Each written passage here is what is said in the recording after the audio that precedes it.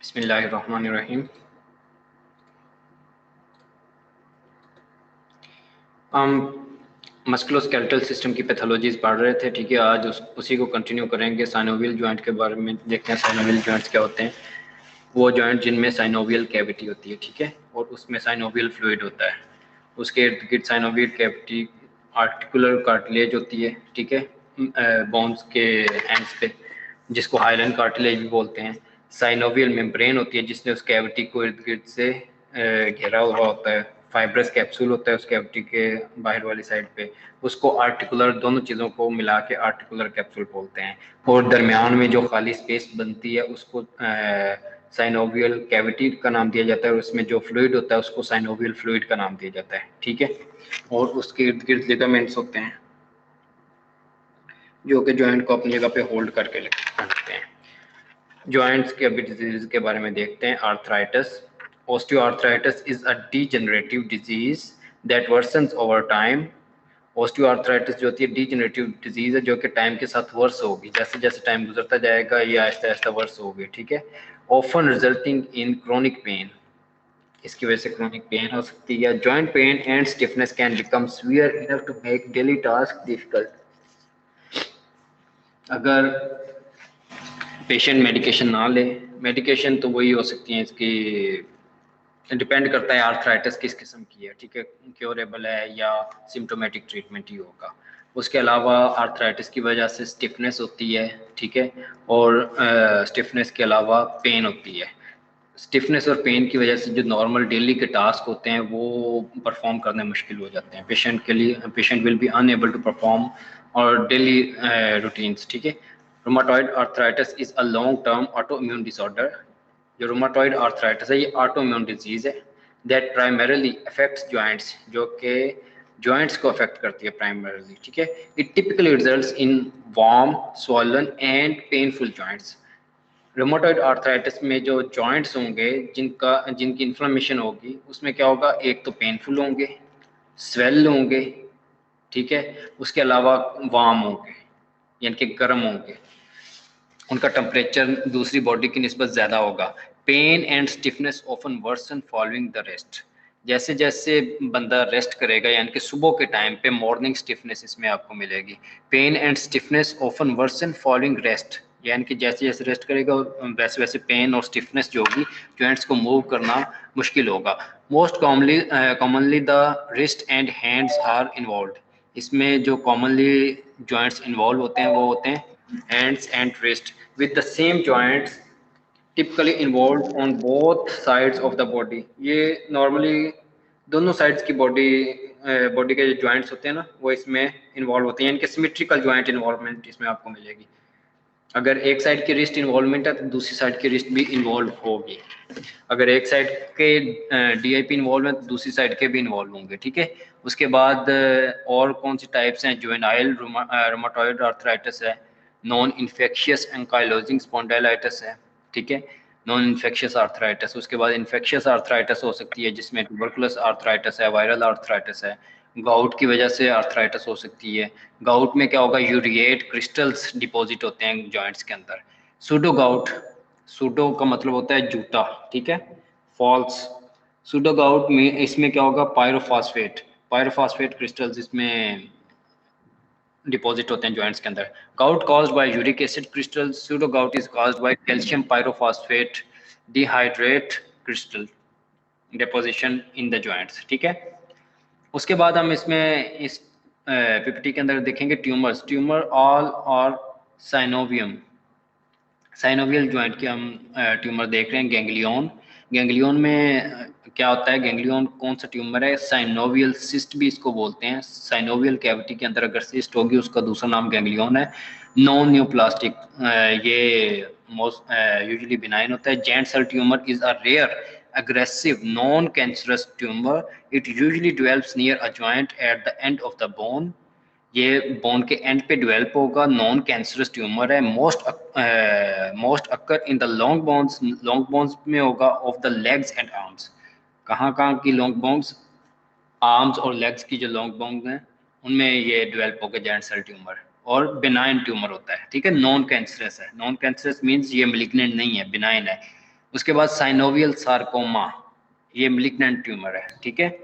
जिसके भी एंड पे सार्कोमा आएगा या कार्सिनोमा आएगा वो मैलिग्नेंट ट्यूमर होते हैं।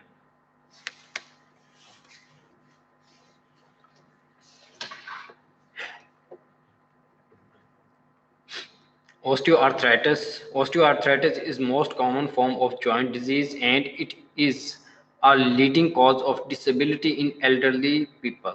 यानी कि जो बुजुर्ग लोग होते हैं उनके अंदर जॉइंट मूवमेंट की जो डिसेबिलिटी होती है वो यूजुअली किस वजह से होती है? ऑस्टियोआर्थराइटिस की वजह से, ठीक है। कौन कौन से जॉइंट इन्वॉल्व हो सकते हैं? सर्कल की मदद से इधर शो किए गए हैं, ठीक है। एडजेक्टिव्स इसके क्या होंगे? Can be primary, osteoarthritis can be primary, no known cause, primary में आपको कॉज का पता नहीं होगा, और secondary as a result of other pathology. Secondary osteoarthritis किसी और पैथोलॉजी की वजह से हो सकता है, ठीक है। There is a genetic component type 2 collagen gene, risk factors increase BMI, basal metabolic sorry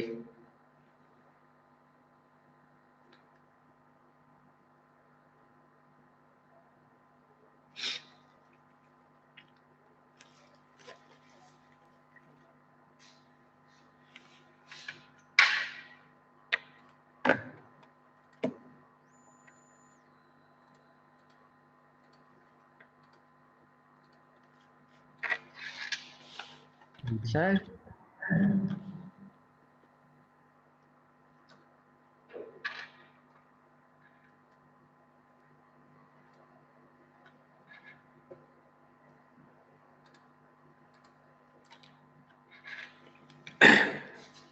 sorry मुझे वो छींक आ रही थी, वो बस ना इधर नाक में अटक गई कहीं पे। जी एक्सक्यूज मी सर। जी जी सर सूडो गॉट एक्सप्लेन करना दोबारा से। जी जी सूडो गॉट जी जी सूडो गॉट का क्या पूछ रहे हैं? दोबारा से बता देना, ये समझ नहीं आया। सूडो गॉट के बारे में आगे एक्सप्लेनेशन आती है, अगर आपको ना समझ आए तो फिर आप पूछ लीजिएगा, ठीक है। आगे आपकी ठीक इंशाल्लाह कंफ्यूजन दूर हो जाएंगे, टेंशन नहीं ठीक लें। है sir.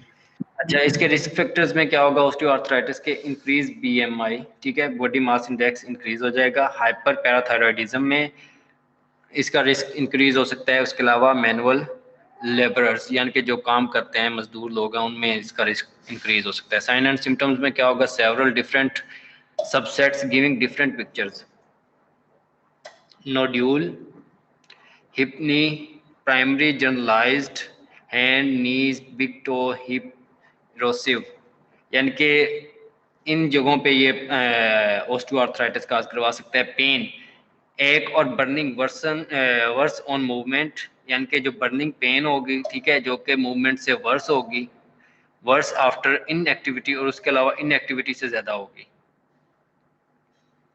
Swelling both fluid and bony, example Heberden's, DIP distal interpharyngeal joint and Bouchard nodes, PIP proximal interpharyngeal joint, ठीक है। जॉइंट स्टिफनेस इसमें मिलेगी, जॉइंट लाइन टेंडरनेस मिलेगी। स्टिफनेस होगा कि जॉइंट स्टिफ हो जाएंगे, पेशेंट के लिए मूव करना मुश्किल हो जाएगा। जॉइंट लाइन टेंडरनेस का मतलब होता है कि जिसको टच करने से पेन हो, जॉइंट्स को अगर टच करेंगे तो पेनफुल होंगे, ठीक है। Decrease range of movement,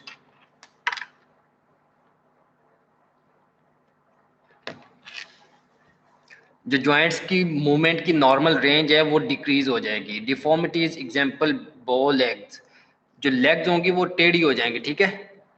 muscle wasting, और उसके अलावा जो इनएक्टिविटी की वजह से जो मसल मास होगा वो कम होना स्टार्ट हो जाएगा।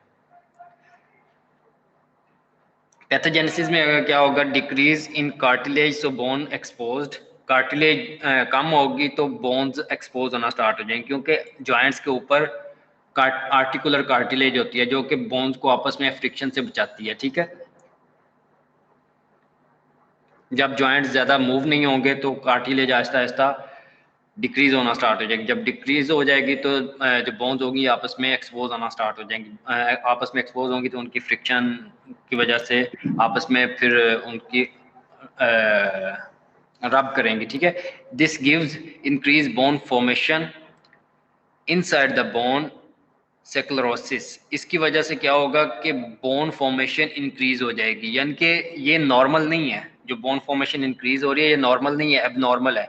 इस फिनोमेना को सेक्लरोसिस का नाम देते हैं, हमने पहले भी इस फिनोमेना को डिस्कस किया है, ठीक है। It also gives increase bone formation outside the bone, that is called osteophytes. यानी कि बोन के बाहर, नॉर्मल बोन के बाहर कोई बोन फॉर्मेशन स्टार्ट हो जाती है, ठीक है। यानी कि एक सीधी बोन, यानी कि ह्यूमरस जैसे जा रही है, ह्यूमरस के ऊपर अलहदा से एक छोटी सी बोन फॉर्मेशन हो जाए, अलहदा से एक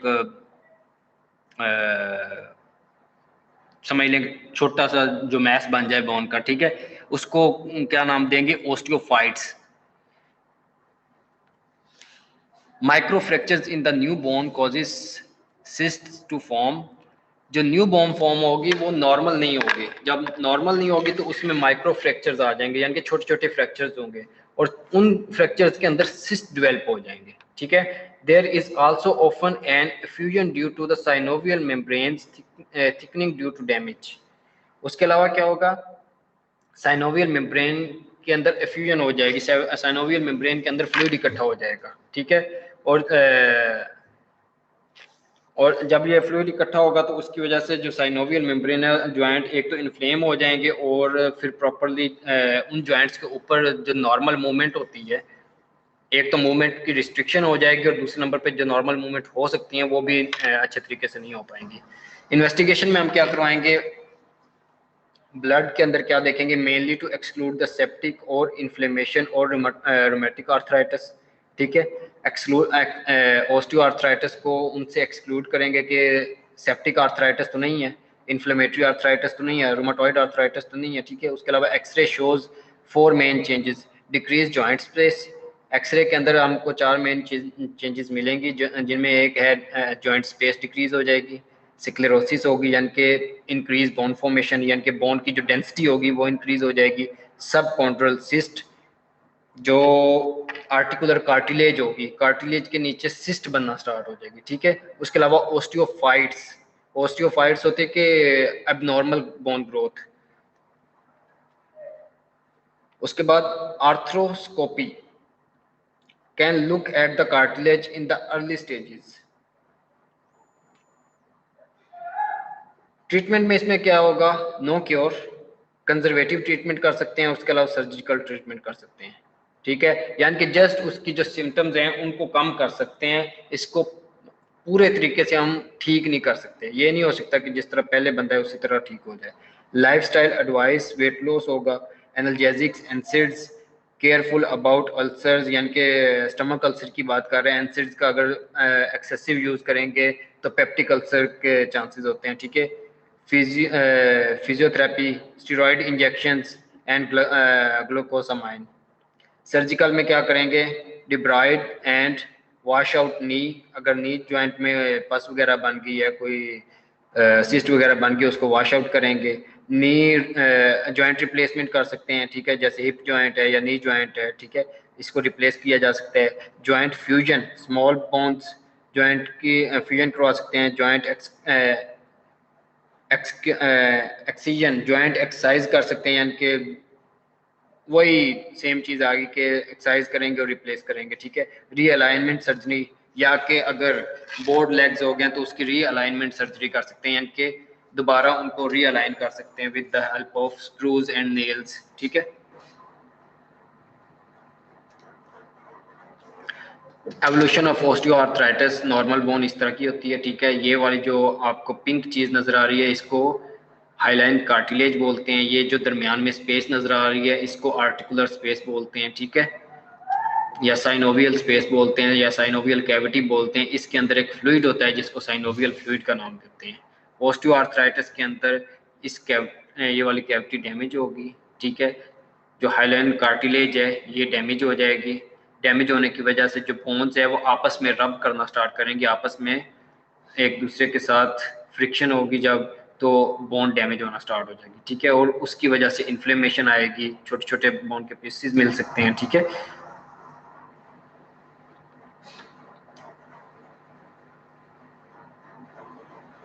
वही सेम चीज।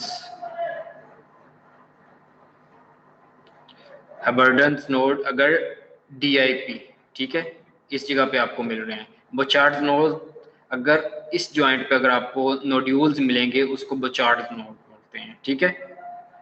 एक PIP पे है और दूसरे DIP, डिस्टल इंटरफ्रेंजियल जॉइंट और प्रॉक्सिमल इंटरफ्रेंजियल जॉइंट।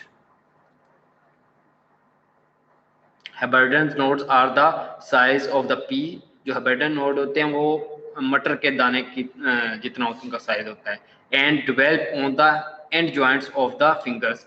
जो ये वाले जॉइंट्स हैं इस जगह पे आपको क्या मिलेंगे, हेबर्डन नोड।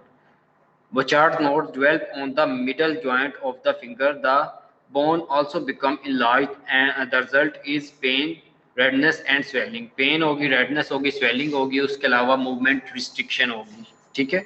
movements भी restrict हो जाएंगी, proper जो function है function भी loss हो जाएगा, बहुत कम function रह जाएगा, ठीक है। Excuse me sir.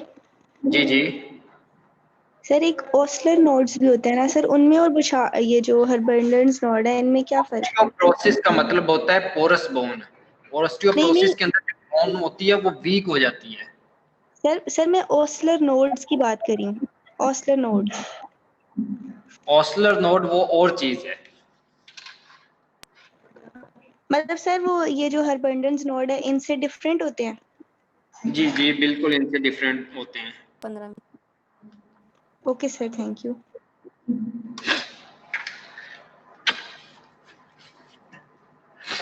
वो हैंड्स और फीट्स पे आपको मिलते हैं ना जो ऑस्लर नोड होते हैं। जी सर, वो मैंने ये पढ़ा था कि वो भी पी साइज्ड होते हैं, तो वो फिर मैंने कहा इसलिए पूछ लूं कि हर्बर्डन्स नोड और उनमें फिर क्या फर्क हुआ। हर्बर्डन्स तो सर ये डिस्टल ऑस्लर नोड हो गया वो आपको मिलेंगे इन्फेक्टिव एंडोकार्डाइटिस की आपके पास हिस्ट्री होगी, ठीक है। आपके पास यानी कि वो कार्डियक की कोई ना कोई हिस्ट्री देगा कि इन्फेक्टिव एंडोकार्डाइटिस की हिस्ट्री होगी, ठीक है।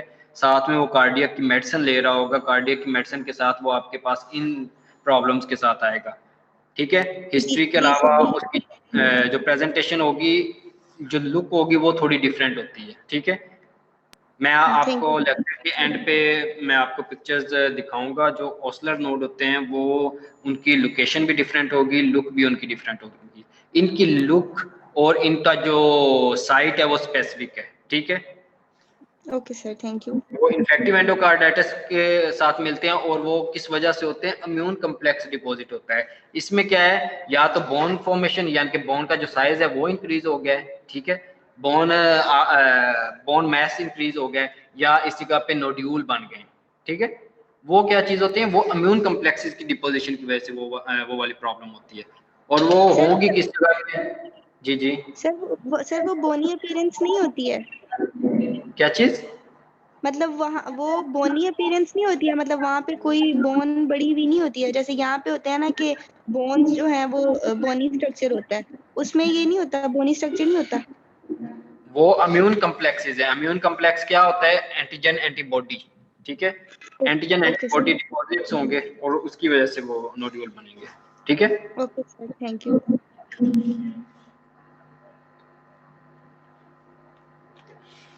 उसके बाद हम बात करते हैं रूमेटॉइड आर्थराइटिस की। ऑस्टियोआर्थराइटिस के बाद आगे rheumatoid arthritis. Rheumatoid arthritis is a chronic systemic inflammatory autoimmune disorder, ठीक है। ये एक क्रोनिक डिसऑर्डर है जो सिस्टेमिक डिसऑर्डर है, ठीक है। उसके अलावा क्या है, autoimmune, that may affect many tissues and organs. ये एक से ज्यादा ऑर्गन्स या टिश्यूज को अफेक्ट कर सकता है, जिसमें कौन कौन से टिश्यूज आ सकते हैं, skin, blood vessels, heart, lungs, and muscles, but principally attacks the joints, producing a non-suppurative, यानी कि suppurative का मतलब होता है पस, ठीक है, non-suppurative जिसमें पस ना हो, proliferative and inflammatory synovitis। proliferative यानी कि जो synovial cavity होगी, ठीक है, जॉइंट्स की जो कैविटी होती है उसकी प्रोलिफरेशन होगी, यानी कि वो कैविटी स्पेस डिक्रीज हो जाएगी क्योंकि साइनोवाइटिस होगा। उसके अलावा इन्फ्लेमेशन होगी उस साइनोवियल कैविटी की, ठीक है। That often progress to destruction of the articular cartilage, जब उस जगह पे इन्फ्लेमेशन चल रही होगी और प्रोलिफरेशन होगी तो उसकी वजह से क्या होगा, जो आर्टिकुलर कार्टिलेज होगी, हाइलाइन कार्टिलेज जिसको बोलते हैं, उसकी डिस्ट्रक्शन स्टार्ट हो जाएगी, ठीक है। And ankylosis of the joint, और उसके अलावा एंकाइलोसिस हो सकती है जॉइंट्स की, यानी कि जॉइंट्स आपस में फ्यूज हो सकते हैं, ठीक है। Rheumatoid arthritis aetiology, risk factors, autoimmune है, ठीक है। ये किस वजह से होती है, ऑटोइम्यून डिजीज है। पैथोजेनेसिस प्रोग्रेसिव साइनोवाइटिस होगी इसके अंदर। Morphology synovial lymphocytes, synovial cavity के अंदर आपको लिम्फोसाइट्स मिलेंगे, मैक्रोफेजेस मिलेंगे, ठीक है। साइनोवियल लिम्फोसाइट्स, उसके अलावा मैक्रोफेजेस, प्लाज्मा सेल्स मिलेंगे। प्लाज्मा सेल्स ने क्या करना होता है, एंटीबॉडीज प्रोड्यूस करनी है, ठीक है।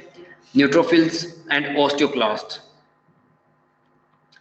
और उसके अलावा पेनस फॉर्मेशन होगी। पेनस फॉर्मेशन क्या होगी, प्रोलिफरेटिव ग्रेनुलेशन टिश्यू, ग्रेनुलेशन होते हैं हीलिंग टिश्यूज, ठीक है।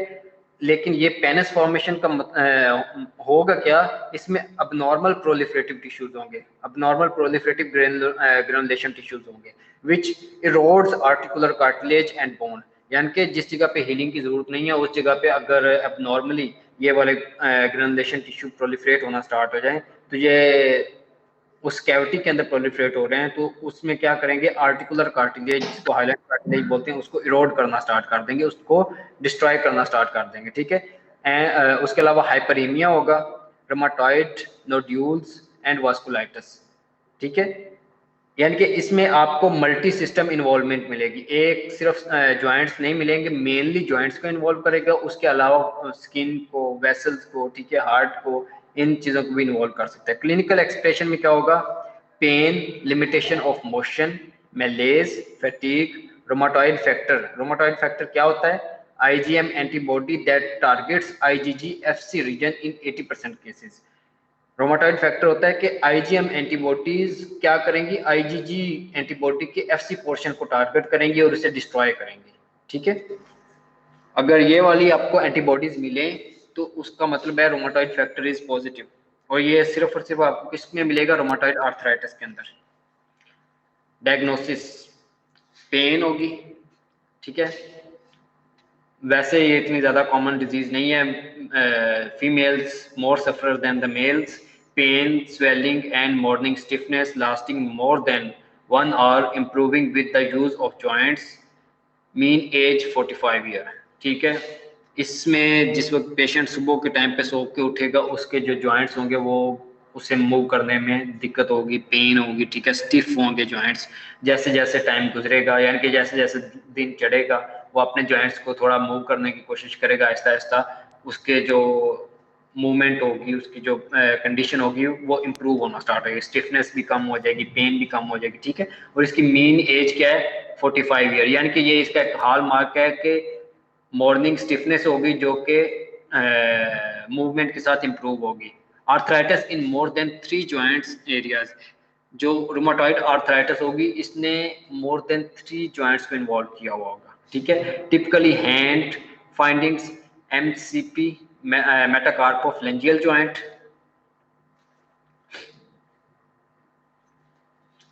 मेटाकार्पोफ्लेंजियल जॉइंट्स, मेटाकार्पल वो होती हैं जो कि हमारे जो फिस्ट बनाने के लिए, जो हमारे तली के हैं ना फिंगर्स, उनको मेटाकार्पल बोन्स बोलते हैं, और आगे जो हमारी फिंगर्स की बोन्स हैं उनको फ्लेंजियल बोन बोलते हैं, ठीक है। और इनका आपस में जो जॉइंट बन रहा है उस जगह पे आर्थराइटिस काज करवाएगा। उसके अलावा PIP प्रॉक्सिमल इंटरफ्लेंजियल जॉइंट, उसके प्रॉक्सिमल इंटरफ्लेंजियल जॉइंट की इन्फ्लेमेशन काज करवाएगा, ठीक है। उसके अलावा अल्नर डेविएशन, जिस साइड पे अल्ना है यानी कि हमारी छोटी फिंगर है, उस साइड को हमारा जो हैंड होगा वो डेविएट हो जाएगा, उसको अल्नर डेविएशन का नाम देते हैं, ठीक है। सिमेट्रिक आर्थराइटिस, और दूसरी इसका जो डायग्नोसिस वाली चीज है, क्लिनिकल डायग्नोसिस वाली, वो ये है कि इसमें आपको सिमेट्रिकल आर्थराइटिस मिलेगा। अगर एक साइड की इसने MCP मेटाकार्पोफ्लेंजियल जॉइंट को इन्वॉल्व किया है, तो इसने दूसरी साइड का जो मेटाकार्पोफ्लेंजियल जॉइंट होगा उसको भी इन्वॉल्व करेगा, ठीक है। सिमेट्रिकल आर्थराइटिस काज करवाएगा। सिस्टेमिक सिम्टम्स में फीवर, फैटीग, वेट लॉस आएगा, सीरम रूमेटॉइड फैक्टर पॉजिटिव होगा, टिपिकल एक्सरे फाइंडिंग्स आपको मिलेंगी। Anticyclic circulating peptide antibody most specific हैं, ठीक है। एंटी CCP एंटीबॉडीज इनको बोलते हैं, एंटी साइक्लिक सर्कुलेटिंग एंटीबॉडीज मिलेंगी, ठीक है, जो कि इसमें इसकी डायग्नोसिस के लिए सबसे स्पेसिफिक कंसीडर की जाती है।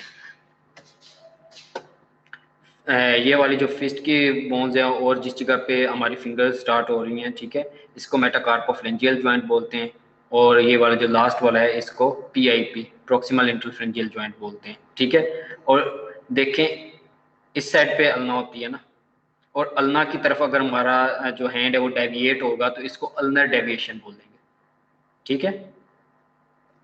हमारी जो छोटी फिंगर होती है, लास्ट वाली जो फिंगर है स्मॉल फिंगर, अगर उस साइड को हमारा हैंड डेविएट होगा तो उसको अल्नर डेविएशन बोल देंगे। अगर हैंड हमारे जो थंब है इस साइड को डेविएट होगा तो उसको हम रेडियल डेविएशन बोलते हैं। तो रूमेटॉइड आर्थराइटिस के अंदर आपको अल्नर डेविएशन मिलेगा। Good news, it's not cancer, it's autoimmune, यानी कि अच्छी बात यह है कि ये कैंसर नहीं है, ये ऑटोम्यून डिजीज है।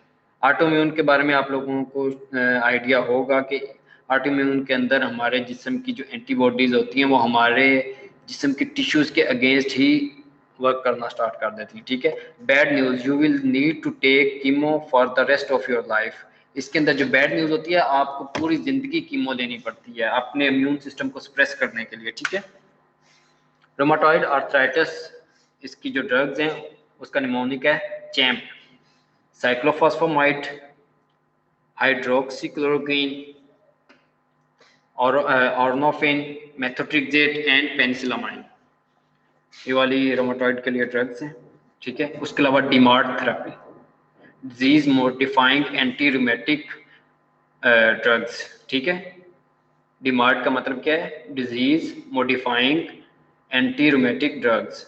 मेथोट्रेक्सेट इसमें शामिल है, सल्फासेलाजीन, हाइड्रोक्लोरोक्वीन, ये वाले जो आगे नाम लिखे हुए हैं ये ब्रांड नेम्स हैं, ठीक है। आपको जो जेनरिक नेम है वो याद रखने की ज़रूरत है। ब्रांड नेम आपने एग्ज़ाम में भी नहीं बताने, और वैसे भी जब आप जाएंगे उस टाइम तक और ब्रांड नेम आ चुके होंगे। लेफ्लुनामाइड, गोल्ड, एज़ोथायोप्रिन, ठीक है। ये डिमार्ड थेरेपी है जो कि किसके लिए, रूमेटॉइड आर्थराइटिस के लिए दी जाती है। जुवेनाइल रूमेटॉइड आर्थराइटिस, जुवेनाइल का मतलब होता है बच्चों में जो रूमेटॉइड आर्थराइटिस होगी। जुवेनाइल का जहाँ भी लफ्ज आएगा आपके माइंड में आना चाहिए कि किसके बारे में बात हो रही है, चिल्ड्रंस के बारे में। Begins before the age of 16, ठीक है, 16 साल की उम्र से पहले ये स्टार्ट होगा बाय डेफिनेशन, यानी कि डेफिनेशन के लिहाज से। Generally larger joints than rheumatoid arthritis, इसमें रूमेटॉइड आर्थराइटिस में आपने देखा कि metacarpophalangeal joint, proximal interphalangeal joint, mostly ये वाले जॉइंट्स जो हैं वो इन्वॉल्व होते हैं, लेकिन इसके अंदर लार्जर जॉइंट्स इन्वॉल्व होंगे। Open positive ANA anti nuclear antibody इसमें पॉजिटिव आपको मिलेगी, ठीक है, जुवेनाइल रूमेटॉइड आर्थराइटिस के अंदर। Distinction between rheumatoid arthritis and osteoarthritis, rheumatoid arthritis और ऑस्टियोआर्थराइटिस के दरमियान कैसे डिफरेंशिएशन कर सकते हैं। Primarily joints affected, rheumatoid arthritis के अंदर मेटाकार्पोफ्रेंजियल जॉइंट, उसके अंदर डिस्टल इंटरफ्रेंजियल जॉइंट, उसके अलावा proximal interphalangeal joint, कार्पो metacarpal joint, यानी कि आपको इधर डिफरेंसेस पता चलते जाएंगे। वही चीज़ें जो भी हमने पढ़ी हैं सारी की सारी चीज़ें वही हैं, ठीक है। रूमेटॉइड आर्थराइटिस के अंदर बर्डन्स नोड जो होंगे एब्सेंट होंगे, ठीक है। Joint characteristic soft, warm and tender होंगे। उसके अलावा स्टिफनेस वर्स आफ्टर रेस्टिंग, इसमें मॉर्निंग स्टिफनेस आपको मिलेगी। उसके अंदर आपको काम करने के बाद, जैसे जैसे आप काम करेंगे उसके बाद आपके जो जॉइंट्स होंगे वो स्टिफ होना स्टार्ट हो जाएंगे, यानी कि उसमें मॉर्निंग में आपको स्टिफनेस नहीं मिलेगी। ऑस्टियोआर्थराइटिस के अंदर जैसे जैसे आप काम करेंगे आपके जो जॉइंट्स होंगे वो means they will be unable to work. Laboratory findings के अंदर आपको पॉजिटिव रूमेटॉइड फैक्टर मिलेगा, एंटी CCP एंटीबॉडीज मिलेंगी, एलिवेटेड ESR एंड CRP मिलेगा। दूसरी ऑस्टियोआर्थराइटिस के अंदर ये चीज़ें नेगेटिव मिलेंगी। सीरोनेगेटिव आर्थराइटिस, सीरोनेगेटिव आर्थराइटिस के अंदर आपको 4 चीज़ें मिलेंगी। Arthritis without rheumatoid factor, seronegative का मतलब क्या है, arthritis without rheumatoid factor, no anti IgG antibody, ठीक है। इसमें आईजीएम जो कि आईजीजी के एफसी पोर्शन के अगेंस्ट बनी होती हैं रूमेटॉइड आर्थराइटिस के अंदर, इसमें ये वाली एंटीबॉडीज आपको नहीं मिलेंगी, ठीक है। इसको सीरोनेगेटिव आर्थराइटिस का नाम देते हैं। 4 सब टाइप्स हैं, उसका निमोनिक है पेयर, PAIR, ठीक है। वो आप तरतीब दुरुस्त कर लेना, ठीक है। एंकाइलोजिंग स्पॉन्डिलाइटिस, एंकाइलोजिंग स्पॉन्डिलाइटिस में क्या होगा, symmetric involvement of the spine and sacroiliac joint. Ankylosis, ankylosis का मतलब मैंने पहले भी बताया, अब दोबारा फिर बता रहा हूँ, इसमें जॉइंट जो होते हैं फ्यूज हो जाते हैं, ठीक है। सिमेट्रिकली जो जॉइंट्स होंगे वो इन्वॉल्व होंगे, स्पाइन और सेक्रोइलिक जॉइंट्स मोस्टली, ठीक है। और जब जो सेक्रोइलिक जॉइंट जब इन्वॉल्व होंगे तो उनकी एंकाइलोसिस हो जाती है, इनके जॉइंट फ्यूज हो जाते हैं, और इसकी वजह से बैम्बो स्पाइन यानी कि बैम्बो की तरह सीधी स्पाइन आपको मिलेगी। क्यूवियाइटिस उसके अलावा आपको मिलेगा, और उसके अलावा एओर्टिक रिगर्जिटेशन। एंकाइलोजिंग स्पॉन्डिलाइटिस के जो आप फीचर्स बताएंगे तो आप टंग के ऊपर 3 चीजें होनी चाहिए, bamboo spine, uveitis and aortic regurgitation, ये इसकी 3 फीचर्स होती हैं, ठीक है। उसके बाद रिएक्टिव आर्थराइटिस, रिएक्टिव आर्थराइटिस का मतलब क्या है, also known as Reiter's syndrome. It has a classic triad of conjunctivitis, Reiter's syndrome में आपको मिलेगा कंजक्टिवाइटिस, यूरिथ्राइटिस यानी कि inflammation of the urethra, and arthritis. उसके बाद psoriatic arthritis associated with skin psoriasis and nail lesions, asymmetric and patchy involvement. ये एक skin condition है जिसको सोरियासिस का नाम देते हैं। सोरियासिस उसके साथ एक एसोसिएशन होती है सोरियाटिक आर्थराइटिस, यानी कि उसमें जॉइंट में इन्वॉल्व हो सकते हैं, और ये एसिमेट्रिक होते हैं, ठीक है।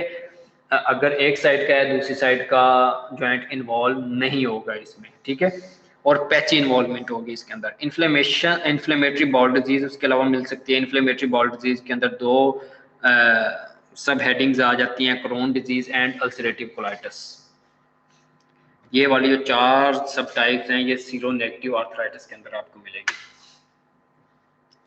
उसके बाद infectious arthritis from osteomyelitis, usually suppurative, इसमें आपको पस मिलेगी जॉइंट्स के अंदर, Neisseria gonorrhoeae, Staphylococcus aureus, streptococci, H influenza, E coli, salmonella in sicklers, यानी कि ये वाले माइक्रो ऑर्गेनिजम्स हैं जो कि इन्फेक्शियस आर्थराइटिस काज करवा सकते हैं या सेप्टिक आर्थराइटिस काज करवा सकते हैं।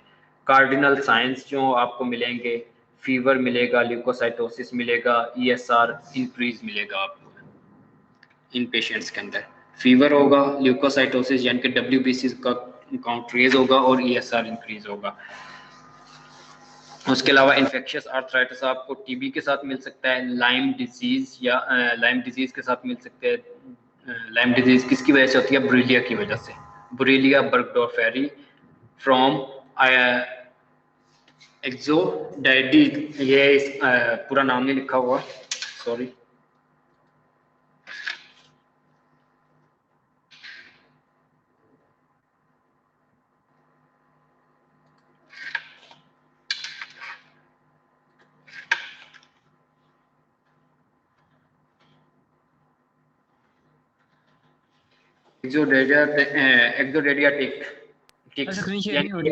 ऑर्गेनिज्म होता है, ठीक है, जिसकी वजह से ये आगे ये बर्गडॉर्फेरी आगे फैलता है, यानी कि एक पर्सन से दूसरे पर्सन में जाएगा, ठीक है जी। क्या बोल रहे हैं, शेयर नहीं हो रही आपकी, खत्म हो गई है। क्या चीज सर स्क्रीन शेयर नहीं हो रही आपकी, स्क्रीन शेयर नहीं हो रही, एक minute, sorry.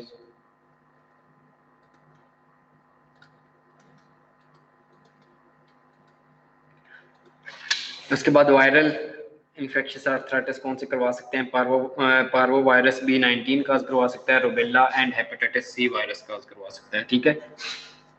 Gout, end point of hyperuricaemia from any cause resulting in joint deposition of monosodium urate crystals, जिसको टॉफी का नाम देते हैं, ठीक है, काज गाउट, ठीक है। गाउट में क्या होता है, हाइपरयूरेसीमिया होता है, यानी कि ब्लड के अंदर यूरिक एसिड यूरेट जो क्रिस्टल्स होते हैं वो उसका जो लेवल होगा वो इंक्रीज होगा, और जो मोनोसोडियम यूरेट क्रिस्टल्स होंगे वो जाके जॉइंट्स के अंदर डिपॉजिट होंगे।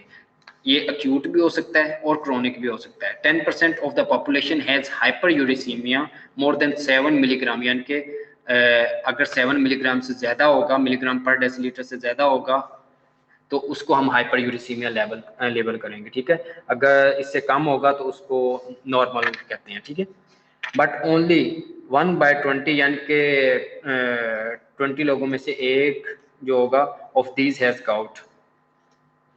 आपको 10% जो पॉपुलेशन है उसमें हाइपर यूरेसीमिया मिल सकता है, लेकिन उन 10% में से जो 20 पीपल होंगे यानी कि 100 में से 5 लोगों को सिर्फ गाउट होगा, ठीक है। ये आगे रिस्क फैक्टर्स हैं। मेल में ज़्यादा होगा, मिडल एज मेल 30 या 30 से अबव जो होते हैं, ठीक है। उसके अलावा अल्कोहल ड्रिंकर्स जो होंगे उनके अंदर गाउट के चांसेस ज़्यादा होते हैं, रिस्क ज़्यादा होगा। Love high purine diet, lifestyle sedentary, यानी कि जो प्रोटीन डाइट ज़्यादा ले और उसके अलावा सेडेंट्री लाइफस्टाइल हो, हिलना जुलना नहीं है, ठीक है, उसके अंदर ज़्यादा होगा। एक्सेसिव वेट, ओवर वेट जो पेशेंट होते हैं, बीज होते हैं, उनके अंदर। If most of your answer is yes then you are prone to gout attack, यानी कि अगर आपके इसमें से ज़्यादातर आंसर यस में है तो आपको गाउट होने के चांसेस हो सकते हैं, ठीक है। Classification of gout, clinical category, primary gout 90% of the cases, यानी कि इसमें क्या होगा, enzyme defect unknown 85 to 90% of the primary gout. इसमें एंजाइम डिफेक्ट होता है और इसकी जो रीजन होती है वो अननोन होगी, ठीक है। Over production of the uric acid, uric acid या तो ओवर प्रोड्यूस हो सकता है, नॉर्मल एक्सक्रीशन यानी कि प्रोडक्शन ज़्यादा हो रही है लेकिन एक्सक्रीशन कम हो रही है, या प्रोडक्शन नॉर्मल है या और एक्सक्रीशन जो है वो कम हो रही है, ठीक है। Under excretion of the uric acid with normal production, दोनों में से कोई भी हो सकता है, ठीक है। Non enzyme defect, example partial HGPRT deficiency, ठीक है। इसमें क्या होगा, over production of the uric acid होगा। Secondary gout 10% of the cases होता है, associated with increase nucleic acid turnover, यानी कि ल्यूकीमिया के अंदर ये वाला प्रॉब्लम होगा। ल्यूकीमिया के अंदर जब सेल टर्नओवर ज़्यादा होगा तो न्यूक्लिक एसिड जो सेल ब्रेक डाउन होंगे, ठीक है, उसमें प्यूरिन्स और पायरिमिडिन्स ब्रेक डाउन होंगे तो उसमें यूरिक एसिड क्रिस्टल्स जो होंगे वो ज़्यादा बनेंगे। Over production of the uric acid with increase urinary excretion, chronic renal disease, reduced excretion of the uric acid with normal production, यानी कि रीनल डिजीज में क्या होगा, किडनीज ने यूरिक एसिड को एक्सक्रीट करना होता है, अगर किडनी के अंदर कोई प्रॉब्लम चल रही होगी तो एक्सक्रीशन उसकी डिक्रीज हो जाएगी। अगर ट्यूमर वगैरह होगा, ल्यूकीमिया होगा, ठीक है, जिसको हम ब्लड कैंसर के नाम से जानते हैं, तो उसमें प्रोडक्शन ज़्यादा हो जाती है, एक्सक्रीशन नॉर्मल होगी लेकिन प्रोडक्शन ज़्यादा हो जाएगी। इवन कि अगर एक्सक्रीशन भी इंक्रीज हो जाए तो ल्यूकीमिया के अंदर सेल टर्नओवर इतना ज़्यादा हो रहा होता है कि प्रोडक्शन बहुत ज़्यादा होती है as compare to excretion. Inborn error of metabolism, example complete HGPRT deficiency, जिसको लीश-नीहान सिंड्रोम का नाम देते हैं, ठीक है। और production of the uric acid with increased urinary excretion, यानी कि इसमें प्रोडक्शन भी ज़्यादा हो रही है लेकिन एक्सक्रीशन भी ज़्यादा हो रही है। दोनों के मुकाबले में अगर एक्सक्रीशन भी ज़्यादा हो रही है फिर भी उसकी प्रोडक्शन जो होती है वो एक्सक्रीशन से कहीं ज़्यादा होती है, जिसकी वजह से ये प्रॉब्लम हो रही होती है, गाउट हो रहा होता है। HGPRT क्या चीज़ है, हाइपोजेंथेन ग्वानिन फास्फो राइबोसाइल ट्रांसफेरेज, ठीक है। ये वाला जो एंजाइम है ये डेफिशिएंट होता है। Hyperuricemia, age of the individual and duration of the hyperuricemia are the factors. Gout rarely appears before the age before 20 to 30 years of hyperuricemia, male more than females, ठीक है।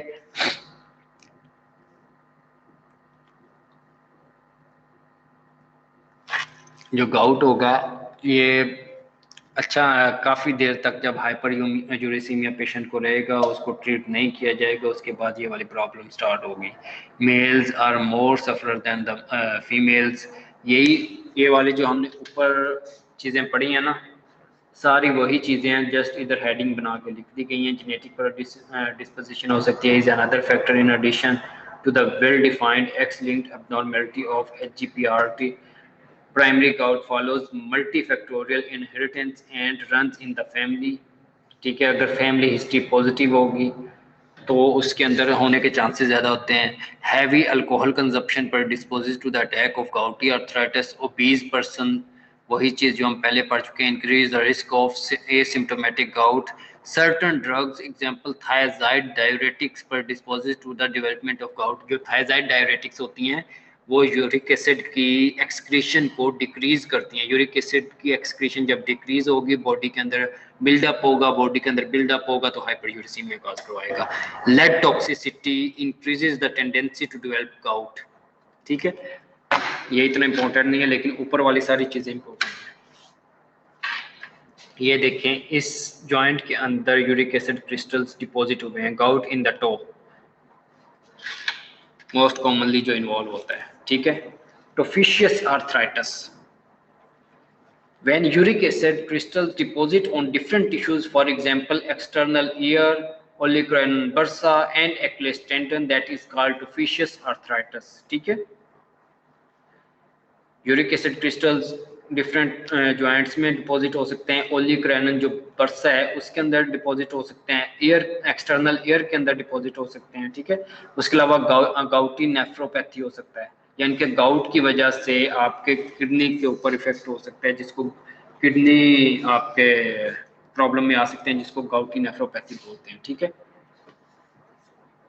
Gout associated with atherosclerosis, gout की जो association है atherosclerosis के साथ है, उसके अलावा हाइपरटेंशन के साथ है। यानी कि जो गाउट का पेशेंट होगा उसमें हाइपरटेंशन भी हो सकता है, एथेरोस्क्लेरोसिस भी हो सकता है, यानी कि एसोसिएटेड में भी दे आर एसोसिएटेड हो सकते हैं, लेकिन कंफर्म नहीं है हों या ना हो, लेकिन मोस्ट प्रोबेबली होते हैं, इसलिए इनको एसोसिएशन कहा जाता है। एंटी गाउट ड्रग्स कौन सी हैं? कोल्चिसिन, एलोपेरिनॉल, प्रोबेंसेट, सल्फिन, पायराजोन। उसके बाद हम बात करते हैं सूडोगाउट की। सूडोगाउट मोनोसोडियम यूरेट क्रिस्टल्स। सूडोगाउट के अंदर क्या कौन सी चीज होती है? कैल्शियम पायरोफॉस्फेट के क्रिस्टल्स डिपॉजिट होंगे। गाउट के अंदर मोनोसोडियम यूरेट होता है, इसमें कैल्शियम पायरोफॉस्फेट होता है। सूडोगाउट इज आल्सो कॉल्ड कॉन्ट्रोकैल्सिनोसिस और CPPD, calcium phosphate deposition disease.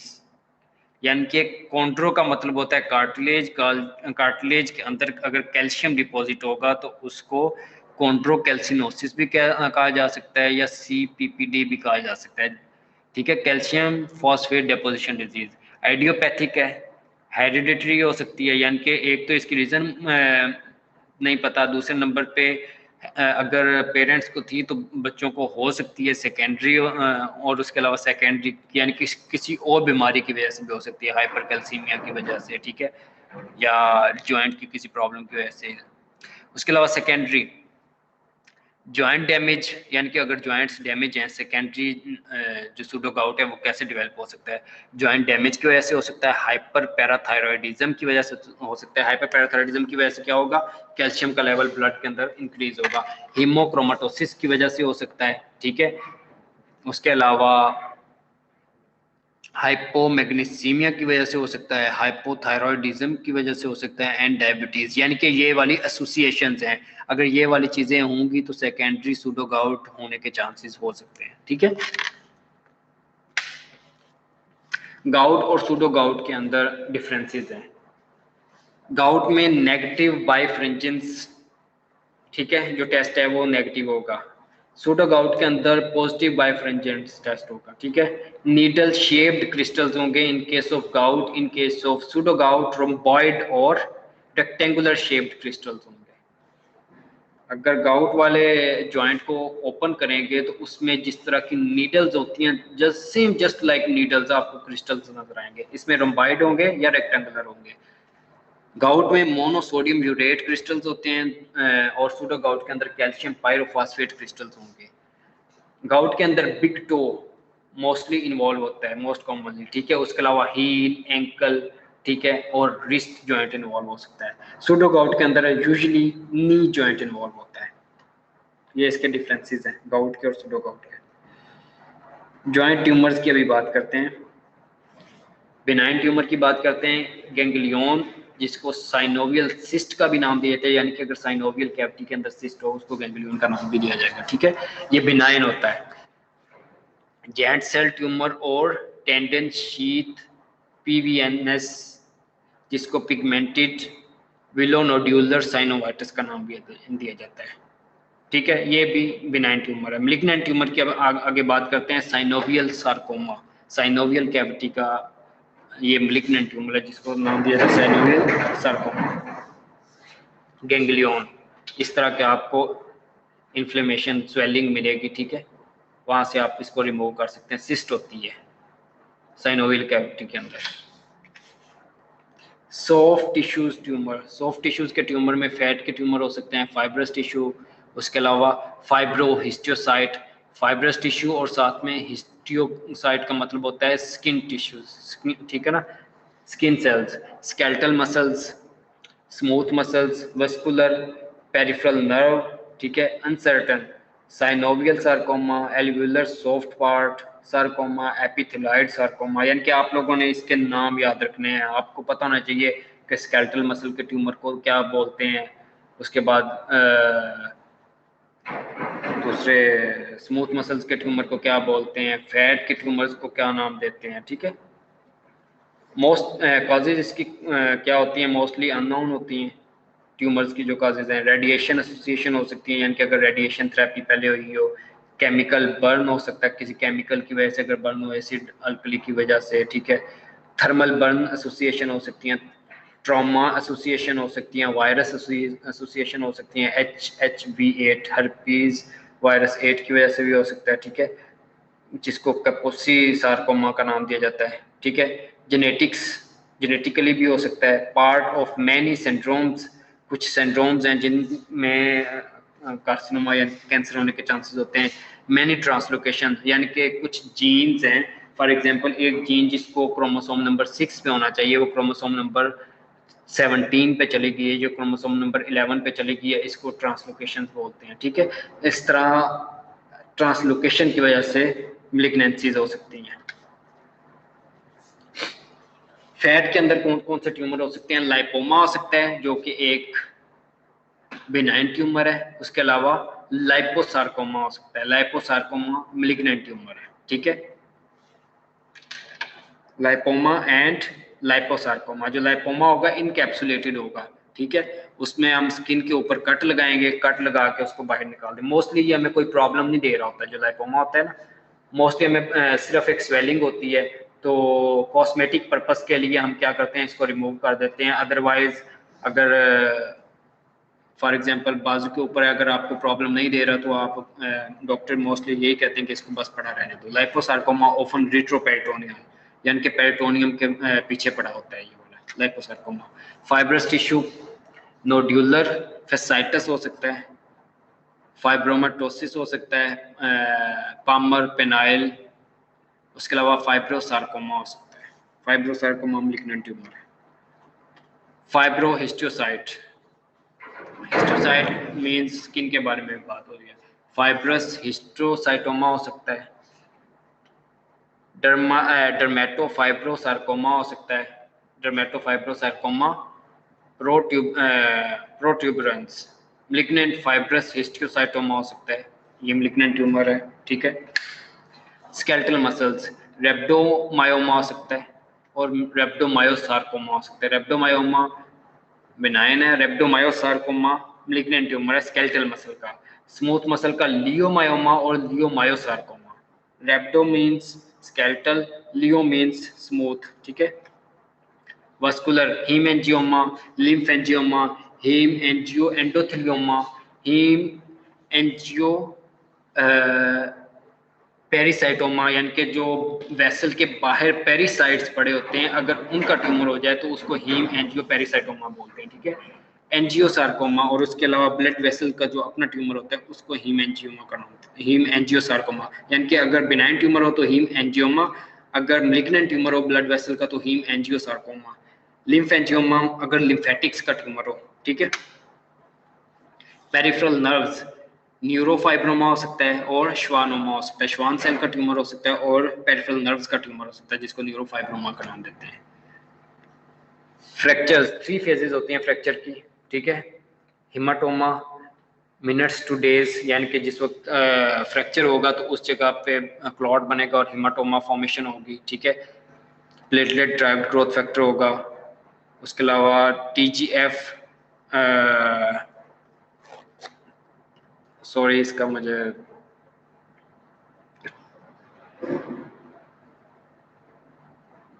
Transformation growth factor beta है आई गेस। उसके अलावा फाइब्रोब्लास्ट ग्रोथ फैक्टर है FGF, ठीक है। सॉफ्ट कैलस फॉर्मेशन, प्रोकैलस यानी कि बोनी फॉर्मेशन होने से पहले जो सॉफ्ट टिश्यू इकट्ठा होते हैं, ठीक है, हिमाटोमा के बाद जो सॉफ्ट टिश्यू बनते हैं उसको प्रोकैलस बोलते हैं, ठीक है। ये 1 वीक के अंदर डेवलप होगा। उसके बाद हार्ड कैलस फॉर्मेशन, उसके अंदर कैल्शियम डिपॉजिट होना स्टार्ट हो जाएगा, फॉस्फेट डिपॉजिट होना स्टार्ट हो जाएगा और वो बोन की फॉर्म में आना स्टार्ट हो जाएगा, ठीक है, जिसको बोनी कैलस बोलते हैं। इसको सेवरल वीक्स लगते हैं। कॉम्प्लिकेशंस, स्यूडो आर्थरोसिस नॉन यूनियन हो सकता है, ठीक है। नॉन यूनियन यानी कि बोन आपस में मिले ही ना प्रो कैलस फॉर्मेशन हो ना बोनी कैलस फॉर्मेशन हो, ठीक है। नॉन यूनियन यानी कि बोन आपस में जुड़े ही ना। इन्फेक्शन में क्या होगा, स्पेशली ओपन फ्रैक्चर्स में ये होगा, कम्युनिकेटिंग ओपन फ्रैक्चर्स में, ठीक है। इसमें क्या होगा, इन्फेक्शन हो जाएगी उस एरिया की जिस जगह पे फ्रैक्चर होगा। ये देखें इस जगह पे फ्रैक्चर हुआ है, ठीक है, हिमाटोमा फॉर्मेशन होगा। उसके बाद सॉफ्ट टिश्यू बनेंगे, सॉफ्ट टिश्यू के बाद बोनी कैलस फॉर्मेशन होगा, ठीक है। बोनी कैलस फॉर्मेशन के बनने के बाद इस तरह का कुछ बन जाएगा और आहिस्ता आहिस्ता फिर आगे मंथ्स लगेंगे यानी कि महीनों लगेंगे और ये वाली जो ऊपर एक्स्ट्रा बोन इकट्ठी होगी ये आहिस्ता आहिस्ता खुद ब खुद ही ख़त्म हो जाएगी, ठीक है। और बिल्कुल जिस तरह ओरिजिनल बोन होती है उसी तरह की इसकी दोबारा अपनी ओरिजिनल फॉर्म में आ जाएगी। हिप फ्रैक्चर, इसमें बक्सट्रैक्शन करते हैं, यानी कि ये एक मेथड है जिसमें हिप फ्रैक्चर में जो हम करते हैं इमोबिलिटी करते हैं, ठीक है, यानी कि पेशेंट को इमोबाइल कर देंगे, उसको मूव नहीं करने देंगे। ट्रोकेंटर रोल और sand bags, surgery internal fixation, इसमें हम सर्जरी में क्या करना होता है, ओपन करेंगे और इंटरनल फिक्सेशन करेंगे। और इसमें हिप फ्रैक्चर मोस्टली किस में होता है, एक तो आप में हिप फ्रैक्चर में क्या होगी, लेग जो होगी वो शॉर्ट हो जाएगी, एडक्ट हो जाएगी यानी कि बाहर की तरफ मुड़ जाएगी और अंदर की तरफ यानी कि ये साथ में लग जाएगी और जो इसकी रोटेशन होगी एक्सटर्नल रोटेशन होगी। एज यानी कि एजेड फीमेल्स में मोस्टली होगा जिसमें ऑस्टियोप्रोसिस का अमल स्टार्ट हो चुका होगा, डिक्रीज एस्ट्रोजन और फॉल की हिस्ट्री आपको देगा, ठीक है।